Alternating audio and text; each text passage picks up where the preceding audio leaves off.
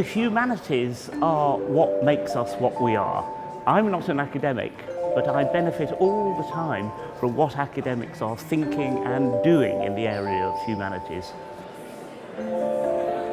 So today we're seeing the launch of the Being Human Festival. This is the first national festival of the humanities. And what we're trying to do is tell people that they don't have to worry about this word humanities. It's a difficult word. People think they know what a scientist is or an artist is, and they're not quite sure what the humanities is. So instead we just want to show them what we do. All around the country, from the Orkney Islands to Truro to Belfast to East Anglia, we have people who are showing the very best that we do in humanities research. We're dealing with every aspect of the human world, and that's exactly what subjects like literature, philosophy, history, archaeology do. So today, at the launch of the festival, we're talking about whether we have too much information. How do we filter it? How do we select what's significant, what's meaningful? And these are exactly the tools that you're given in the humanities to deal with that. I'm going to lead a conversation about propaganda and what it looked like, what it looks like, what we kind of feel about it as a culture. My aim is to talk for a very short time and then other people start talking, because I'm not just looking to start the conversation, I also want to mine it for insight. Who's got a question or something to say? It's great for me to do research for my work as a journalist, because I never ever do anything like this without meeting somebody cleverer than me, more passionate and more interesting.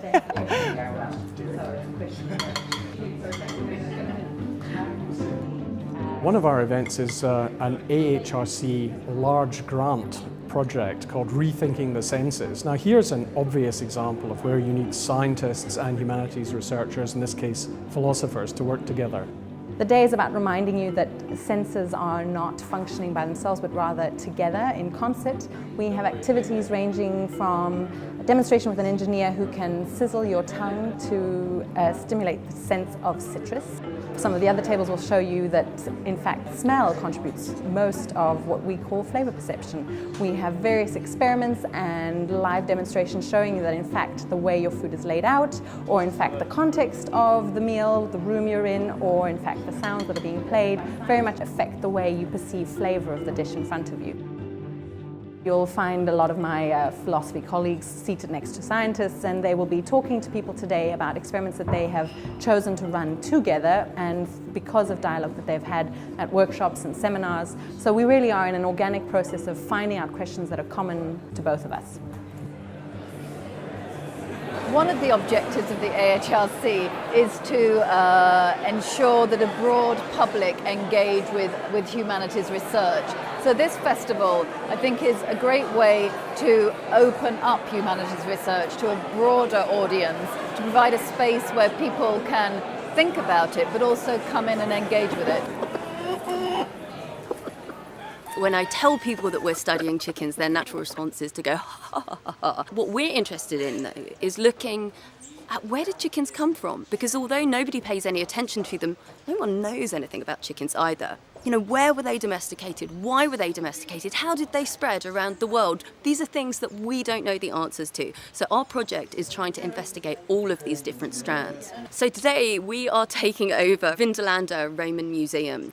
The Romans are kind of a big story when it comes to chickens, because although the Romans didn't introduce chickens to Britain, they were responsible for sort of popularising the consumption of chickens. So the Romans are a big story, and so we thought it would be great to come to Vindolanda, this world-famous site, and kind of take over the museum and weave the chicken story through all of their exhibits. So we've got loads of stuff going on today.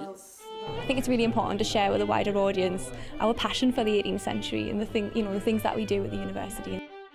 It was a great opportunity to work with the public of Newcastle and share our research with them. I've been working on actresses for years now, and the one thing that always comes through is their celebrity and how they're really famous even in their age. There's lots of really interesting stories to tell about actresses because they led such interesting lives. If you're walking along the beaches in Sandy, you might sometimes feel that you are being watched. Something in the sea watching you.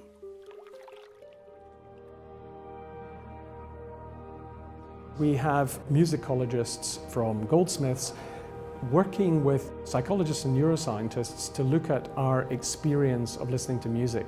So they're going to be listening to the Birmingham Symphony Orchestra playing a whole series of Wagner's Ring Cycle, and while members of the audience are listening, some of them will be wired up so that they can do heart monitoring, they can register skin conductance, they can get these behavioral and physiological telltale signs of their emotional engagement and reaction.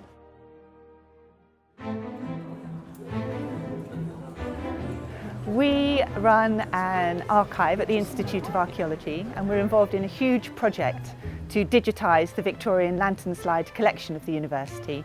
These are images that haven't been seen by the public, or indeed by anybody, for up to 100 years.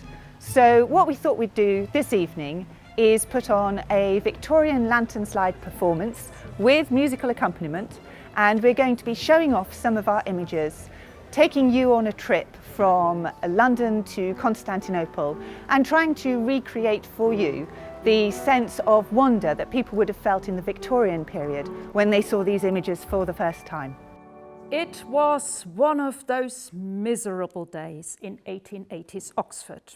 The film is, in some cases, silvering, and they are vulnerable to damage and mould. And if we don't digitise them now, the chance to capture these images and keep these images for the future may be lost. So the challenge of the festival was to think of how we have engaging ways of demonstrating the power, interest and range of what we do under that banner of the humanities. And people have been fantastically innovative. There's a lot of food for thought here. A lot of stuff I agreed with, a lot of stuff I really didn't agree with, but it's just great to feel engaged in a debate about things that are affecting modern society, really. Results in biology, genetics and neuroscience are partly changing our conception of who we are.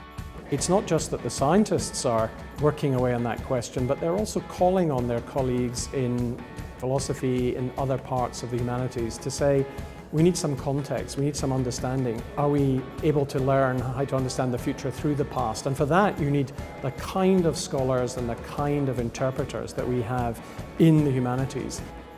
Even if you can't see a clear route from the humanity subject into industry, that doesn't mean it hasn't added to the sum of human wisdom. And I think actually one of the best things about humanities is that they can give people a language with which to say education is a public good, and I don't care whether I've invented graphene or understood a poem. I'm a bigger person and I've made the world bigger.